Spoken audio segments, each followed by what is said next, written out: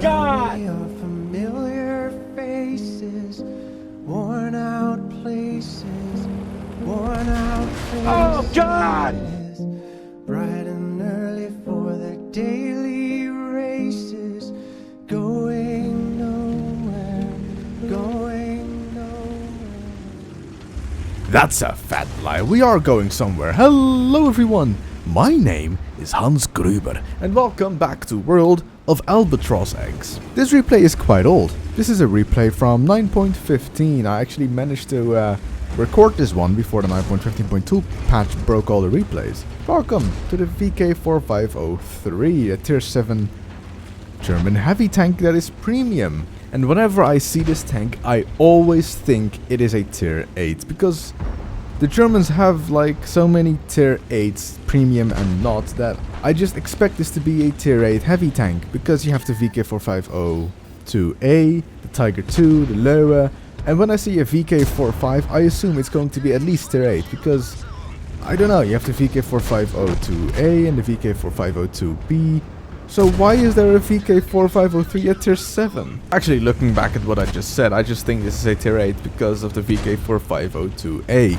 And this tank, the VK4503, is basically the this is so difficult to say. This tank, the VK4503, is basically a stock VK4502A at tier 7.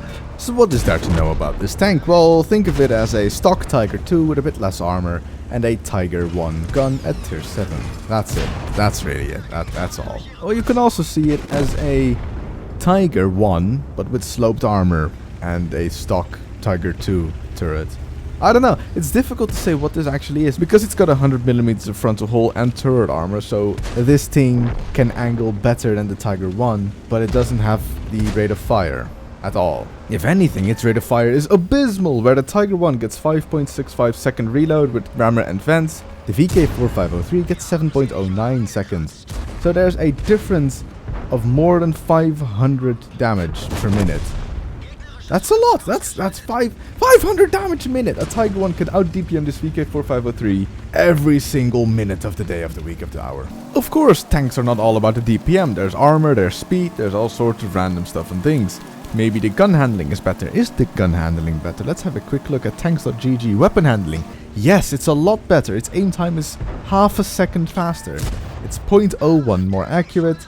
Its dispersion is better, even after firing. It's got more gun depression by 1 degree, it's got more gun elevation by 2 degrees, so the gun handling is better, it is slightly slower, but got better terrain resistances.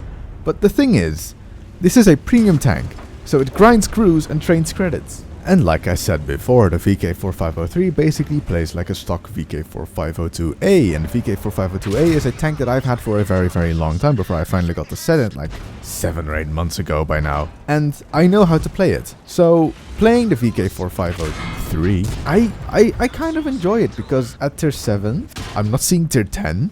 Thank the Lord. I see tier 5. Oh yes. And they cannot pen this tank. They simply cannot. Where they can maybe pen the Tiger if its frontal hull armor is flat. If I'm directly aimed with my hull towards the tier 5, he cannot pen it. Because it's got 100mm frontal hull and turret armor. And when I angle that, there's no way a tier 5 or possibly a tier 6 can pen that. Wow, that was a weird accent all of a sudden. Now the best part about this replay is that this was my 3rd time playing this tank. So I was still kind of in the mindset of, this is a new tank, but I sort of already knew how to play it. When suddenly, a wild AMX M445 appears, and you will have no trouble penning me, especially when he is firing APCR down onto my frontal hull armor. But I track him, and the rest of my friends sort of casually take him out. Sadly enough, most of my friends are capping.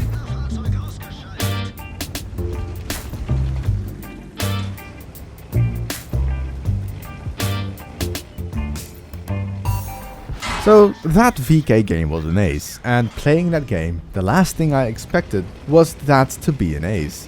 Who gets an ace with 2.5k damage done, 2.3k spotting, and 5 kills? That, only at tier 7 or below is that an ace. There's no way that it will be an ace in the VK4502A, the tier 8 version of the German heavy tanks. But enough kerfuffle jibber-jabbering about the last game. This is the AMX-30, the tier 9 French medium tank.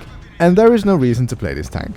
because you will not get the AMX-30B, because that tank is just meh. You might as well get the Leopard. The Leopard is better than the AMX-30B.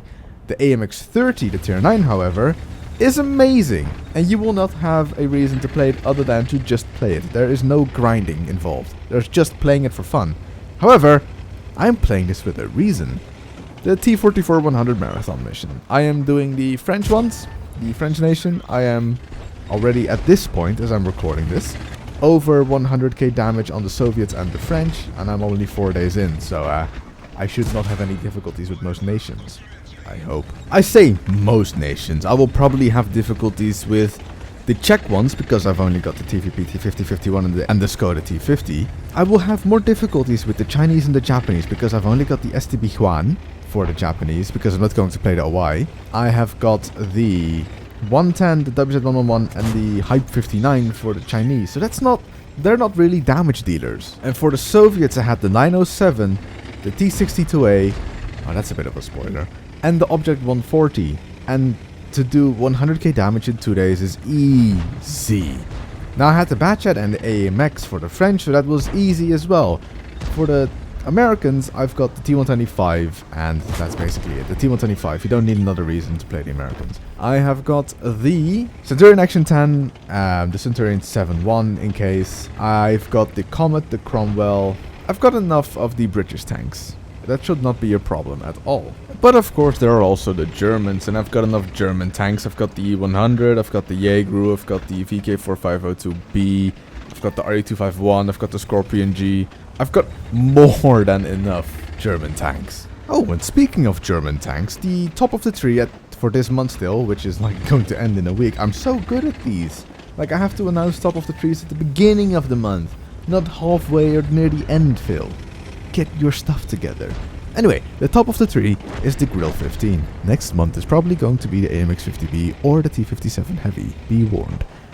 And the Grill 15, oh that tank. I will be happy when the top of the tree is over because then there will be less Grill 15s in the matchmaking. But not that per se, there are more things that bother me in that tech tree. One of them is the Sturrer Emil, because what's the point of having a tank with no gun traverse, DPM, speed or armor in the tech tree that is all about, it's either speed, DPM, actually it's more about stopping power. That whole tech tree is about stopping power. Oh god, the Sturrer Mill is actually a good part of that tech tree. No. But yeah, the Sturrer Mill was the reason why I did not want to start that line for a very, very, very, very, very long time. But that's not the thing that I hate most about that tech tree. It's the crews. For some reason, and let's start at tier 5, because at tier 5 is the part where you might consider keeping a crew. The tier 5, the Panzerhaubswehrlefett 4C, the Death Toaster, has a commander, 2 gunners, driver and 2 loaders.